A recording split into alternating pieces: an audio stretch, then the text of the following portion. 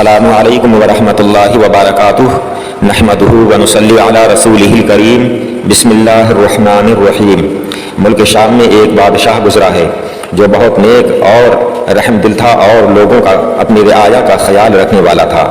وہ بادشاہ رات کو اپنے غلام کے ساتھ نکلتا اور مسجدوں، مقبروں اور مزاروں پر جو مجابر لوگ بیٹھتے ہیں وہاں جاتا اور ہر ایک کا حال معلوم کرتا۔ ایک رات جب سردی کا موسم تھا تو یہ بادشاہ گشت کرتا ہوا ایک مسجد میں پہنچا، گھومتا ہوا ایک مسجد میں پہنچا، لوگوں کے حالات کا جائزہ لیتا ہوا۔ اس مسجد میں جب پہنچا تو اس نے دیکھا کہ وہاں ایک درویش بیٹھا ہوا ہے، ایک فقیر بیٹھا ہوا ہے، ایک نیک اور اللہ والا بیٹھا ہوا ہے اور اس کے پاس سردی سے بچنے کے لیے کپڑے نہیں ہیں، ننگا بیٹھا ہوا ہے۔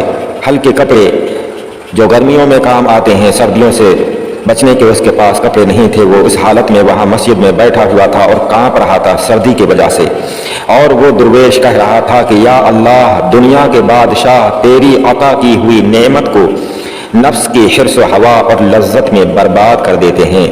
پھر اس نے کہا کہ محتاجوں، ضعیفوں کی حالت سے بے خبر رہتے ہیں، اور پھر اس درویش نے کہا کہ اگر وہ قیامت کے دن، یعنی ایسے بادشاہ قیامت کے دن اگر بہشت میں، جنت میں گئے تو یا اللہ تیری عزت و جلال کی قسم میں وہاں قدم نہ رکھوں گا۔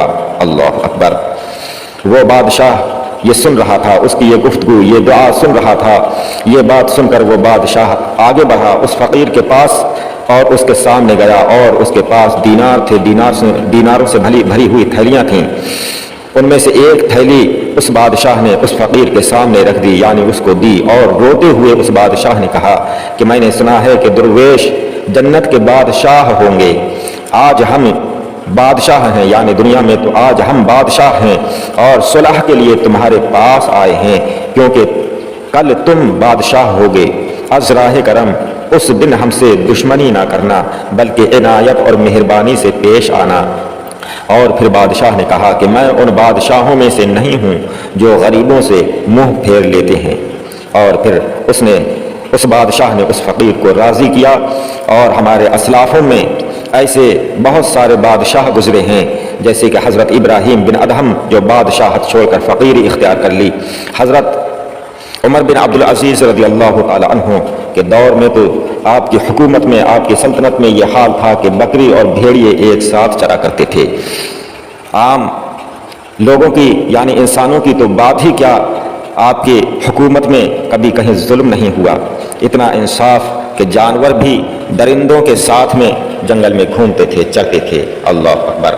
اور کتنے بادشاہ ایسے ہوئے ہیں کہ وہ رات کو نکلتے تھے، اپنی رعایا کے حالات کا جائزہ لیتے تھے اور ان کی مدد کرتے تھے اور ان کی پریشانیاں دور کرتے تھے۔ ایسے ہی بادشاہ ہونا چاہیے، اور بادشاہ کا کام یہ ہے کہ وہ اپنی رعایا کی ہر طرح سے خبر رکھے اور ان کی تمام پریشانیوں کو دور کرنے کی پوری کوشش کرے، خود پریشانی اٹھائے لیکن رعایا کو، اپنے عوام کو کوئی پریشانی نہ آنے دے، اور انصاف کرے اور انہیں حق پر چلائے اور خود بھی حق پر رہے۔